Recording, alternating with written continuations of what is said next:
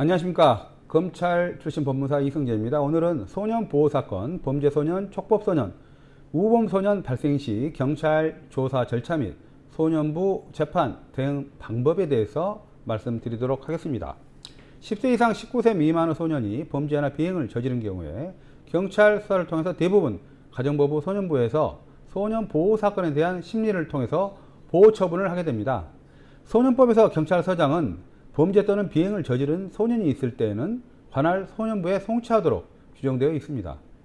따라서 경찰 조사 절차 및 소년부 재판 대응 방법에 대해서 알기 쉽게 설명드리겠습니다.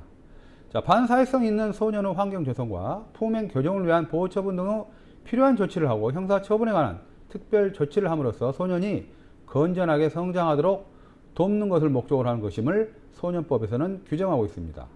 소년법에서는 죄를 범한 14세 이상 19세 미만의 소년을 촉법소년, 형벌법규에 저촉되는 행위를 한 10세 이상 14세 미만의 소년을 촉법소년, 집단으로 불안감 조성, 정당한 이유 없이 가출, 술을 마시고 소란을 피우거나 위해 환경에 접하는 성벽에 해당한다는 사유가 있고 앞으로 형벌법령에 저촉되는 행위를 할 우려가 있는 10세 이상 19세 미만의 소년에 대해서는 우범소년으로 정하고 있습니다.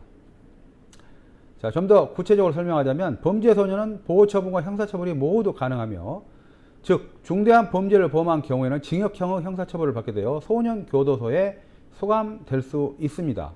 촉법소년은 형사 미성년자 14세 미만인 관계로 검찰에 송치되지 않으므로 형사처벌은 받지 않으나 다만 소년재판부에서 범죄의 내용 등에 따라서 소년분류심사원이나 소년원에 수감하는 결정을 할 수 있습니다. 자, 소년보호사건 절차 및 대응 방법입니다.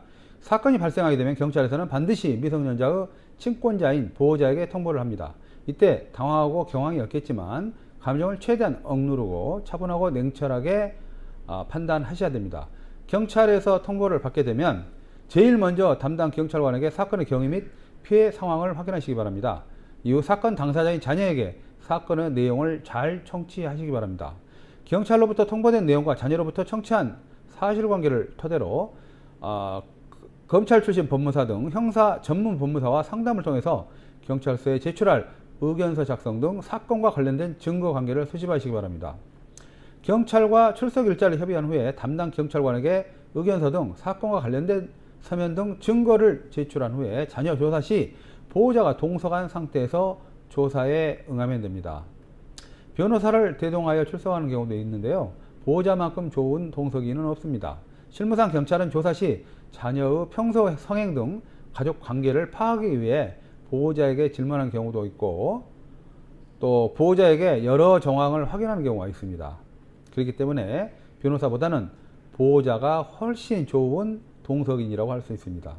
경찰 조사 이후에 자녀 진술이 미흡하여 추가로 경찰에 제출하고 싶은 유리한 진술이나 증거 자료 및 보호자의 입장을 기재한 탄원서, 행위 당사자인 자녀의 반성문, 주변인들의 탄원서 등을 제출하는 것도 좋은 방법입니다. 자, 경찰이 사건을 가정법원 소년부로 송치하게 되면요, 경찰이 사건 본인에게 보호사건 송치 결정서를 통보하게 됩니다. 소년부 판사는 조사관에게 사건 본인, 보호자 또는 참고인 신문이나 그 밖에 필요한 사항을 조사하도록 명할 수 있습니다.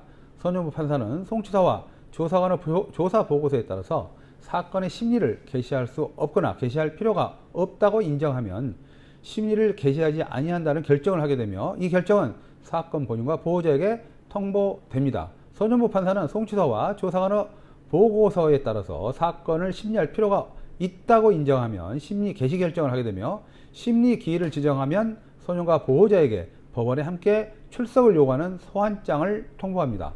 사건 본인이나 보호자는 보호자를 보조인으로 선임할 수 있습니다. 보호자 및 보조인은 심리에 관해서 의견을 진술할 수 있습니다.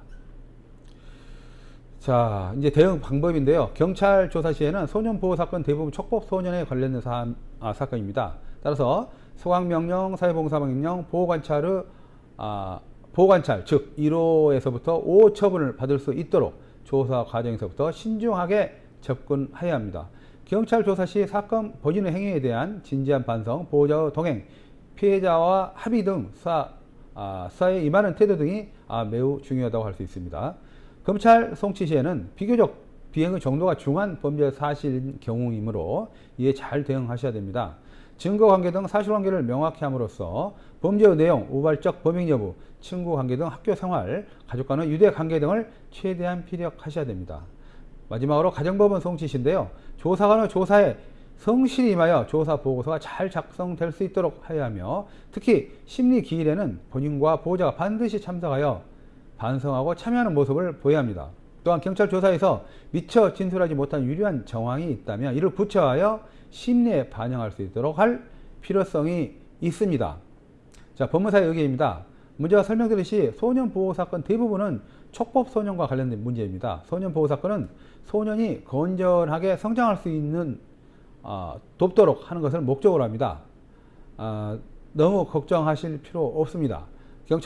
검찰과 가정법원 소년부에서 소년에 대한 처분 결정 시 가장 핵심적으로 검토하는 것은 첫 번째, 범죄의 사실관계, 두 번째, 진정한 반성으로 재범의 위험성이 있는지, 마지막으로 보호자의 자녀에 대한 적극적이고 구체적인 선도와 교정 의지입니다. 이상 검찰 출신 법무사 이승재입니다.